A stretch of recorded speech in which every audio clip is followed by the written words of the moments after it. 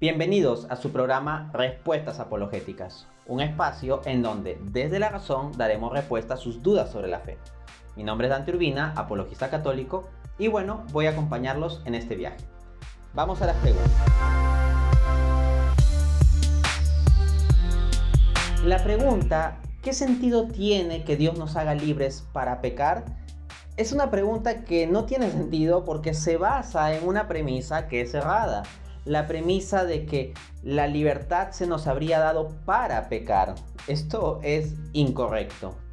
De hecho, el gran San Agustín ya se opone explícitamente a tal premisa. En efecto, en su obra sobre el libre albedrío, libro 2, capítulo 1, numeral 3, abro cita: no se ha de creer que el libre albedrío nos lo ha dado Dios para pecar. Hay una razón suficiente por la que nos lo ha dado, y es que sin él no podría el hombre vivir rectamente, porque no sería ni pecado ni obra buena lo que se hiciere sin voluntad libre. Y si el hombre no estuviere dotado de voluntad libre, sería injusto el castigo e injusto también sería el premio. Es interesante esto porque San Agustín nos está poniendo entonces al libre albedrío como una condición para vivir rectamente en el sentido moral. ¿Cómo es esto? Lo que pasa es que los actos del hombre, en tanto son actos libres y el hombre se trata de un ser contingente, son actos que podrían haber sido en un sentido u otro. Uno podría actuar conforme a la virtud o conforme al vicio. En consecuencia, hay mérito en elegir la virtud cuando se podría haber elegido el vicio, y asimismo hay demérito y culpabilidad cuando se elige el vicio, en caso esté disponible la opción de realmente poder haber elegido la virtud. Entonces, si nosotros estuviésemos programados como robots para hacer el bien, pues no se nos podría propiamente reconocer una virtud moral o un mérito secundario del cual participaríamos del mérito de Cristo, porque no habría en realidad ninguna participación libre. El hombre simplemente sería un robot programado a hacer las cosas virtuosas, pero no sería propiamente virtuoso porque esto no estaría surgiendo de su interioridad. Al mismo tiempo, ¿qué pasaría con los actos viciosos? Si estamos determinados a pecar y no tenemos otra opción más que pecar, estamos programados a ello, entonces no seríamos moralmente culpables de pecar porque no podríamos hacer otra cosa. En cambio, si pudiendo hacer el bien, aún así hacemos el mal, pues hay un demérito. Y si pudiendo hacer el mal, hacemos el bien, hay un mérito. Un mérito, claro está, participado de los méritos de Cristo, pero es una participación genuina de la criatura en tanto criatura libre y no que seamos meros títeres. En ese sentido, la razón fundamental por la cual Dios nos da libre albedrío no es que sea para pecar. La razón fundamental es para amar. Dios es amor. 1 Juan 4:8. Todo ser actúa conforme a su naturaleza. Y Dios nos ha creado. Y en concreto nosotros los seres humanos que tenemos libre albedrío, a diferencia de los animales que se guían por instinto, nos ha creado a su imagen y semejanza. Entonces, si lo propio de él es el acto de amar y lo que nos diferencia a nosotros es ser imagen y semejanza de Dios, pues bien se puede inferir que nuestra imagen y semejanza respecto de Dios es algo que tiene que entenderse en términos del amor, de la capacidad de amar. Y precisamente nuestra voluntad libre es lo que nos permite eso. Pero como seres contingentes que somos, nuestra voluntad libre está abierta a alternativas y pudiendo amar, también tenemos la posibilidad de no amar. Si estando las opciones de amar o no amar, elegimos amar, pues tal acto es genuinamente voluntario, libre y valioso. Si, por ejemplo, mi esposa se enterase que todas las cosas buenas que yo pueda hacer por ella simplemente se da porque me han programado físico-químicamente como un robot para hacer eso, pues quedaría eliminado toda la sustancia de lo que llamamos amor. O sea, diría, este hombre simplemente realiza actos externos, pero no me ama porque no le surge desde dentro. Está programado simplemente a hacer eso. Ese es el punto. Si no hay libre albedrío, entonces no se da la condición para que criaturas como nosotros podamos amar. Luego, Dios nos ha dado el libre albedrío para que podamos entrar en relación personal de amor entre nosotros y con Él, conforme a Proverbios 23-26, donde dice: Hijo mío, dame tu corazón. Entonces Dios nos pide nuestra respuesta libre ante su llamado de amor. Esa es la razón por la cual nos ha dado el libre albedrío. Si se da el pecado es por defecto que nosotros introducimos en la operación del libre albedrío, pero no porque Dios lo haya predeterminado para que necesariamente sea así.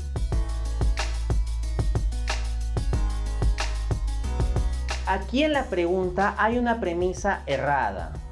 Dice: ¿no es injusto que peque por la concupiscencia? Esto no es correcto. Nadie peca por concupiscencia. Entendamos los términos por si acaso, retomando cosas que hemos visto en algún programa anterior. La concupiscencia es una tendencia hacia el pecado que nos queda como herida en nuestra naturaleza luego del pecado original. ¿Ok? Ahora bien, lo que apuntaba es que nadie peca por concupiscencia, porque la concupiscencia no es condición necesaria ni suficiente para que se dé el pecado. Me explico.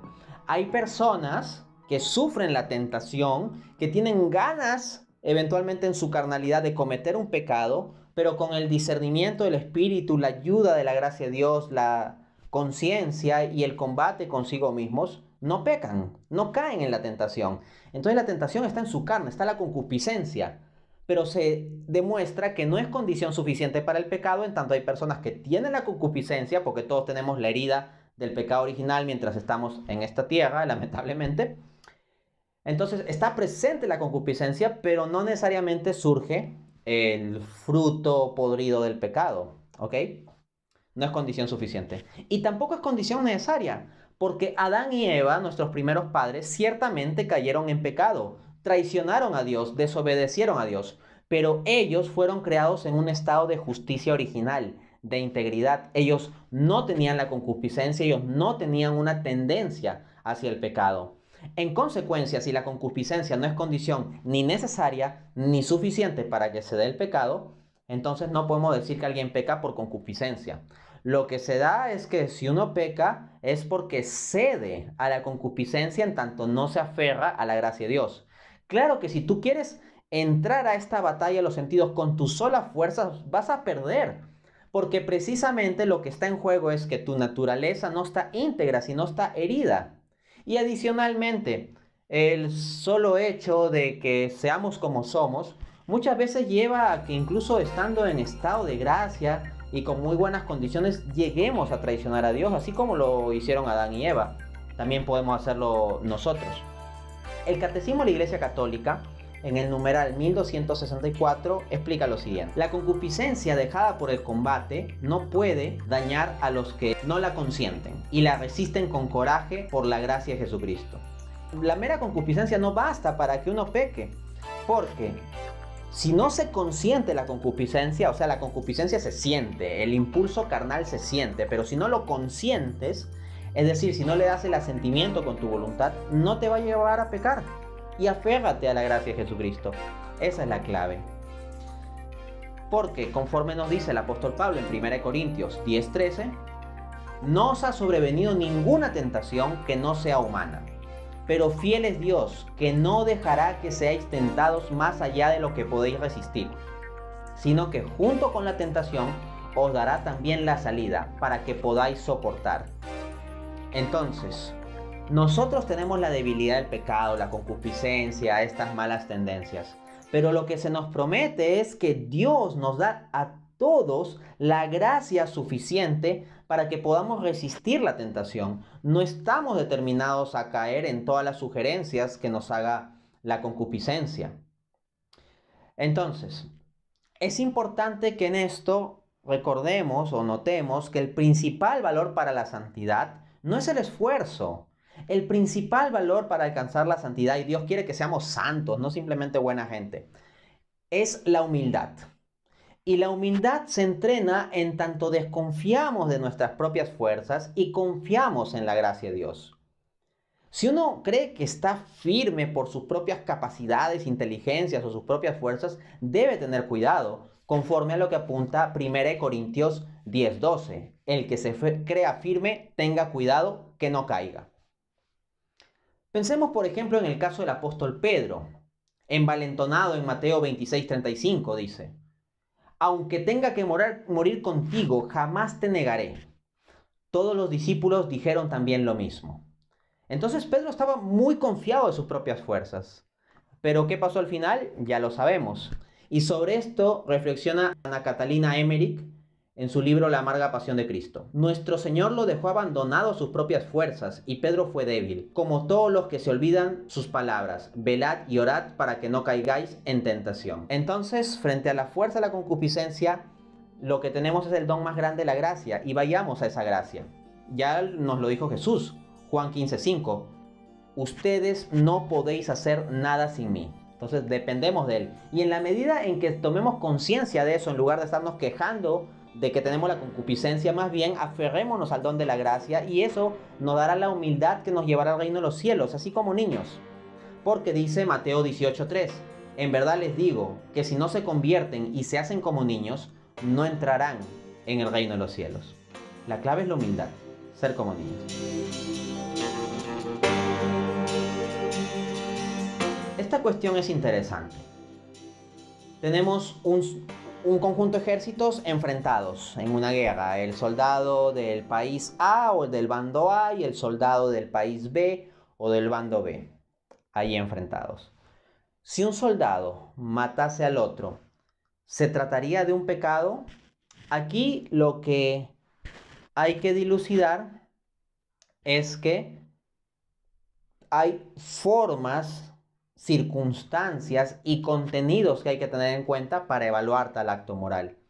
Básicamente lo que hay que ponderar es el carácter de la guerra, porque puede haber una guerra en la cual uno se involucre en términos de legítima defensa, porque así como un individuo tiene la legítima defensa, por ejemplo, si alguien viene y me ataca con la fuerza, y yo no dispongo de otro medio más que la fuerza en ese momento, realistamente, para repelerlo, pues puedo legítimamente utilizar la fuerza. Si viene un asesino por mi familia, puedo utilizar la fuerza, incluso a un nivel elevado, si es que esto es necesario para proteger a mi familia. Y las legislaciones de prácticamente todos los países del mundo entienden razonablemente que hay una legítima defensa del individuo. Pues bien, las sociedades cuentan también con una potestad de legítima defensa. Entonces, si un soldado está actuando en el contexto de una guerra justa y con rectitud de intención, claro, porque puede haber un contexto de guerra justa, pero donde haya un soldado que actúe injustamente. Si actúa en un contexto de guerra justa y con rectitud de intención, pues entonces no habría por qué necesariamente imputar pecado allí. Ahora, tal vez le sonará muy extraño este término de guerra justa. Es el término que tradicionalmente se ha usado en el lenguaje católico, ¿ok? Pero no nos asustemos, vamos a dilucidar más bien el concepto y veamos cómo es una noción bastante razonable.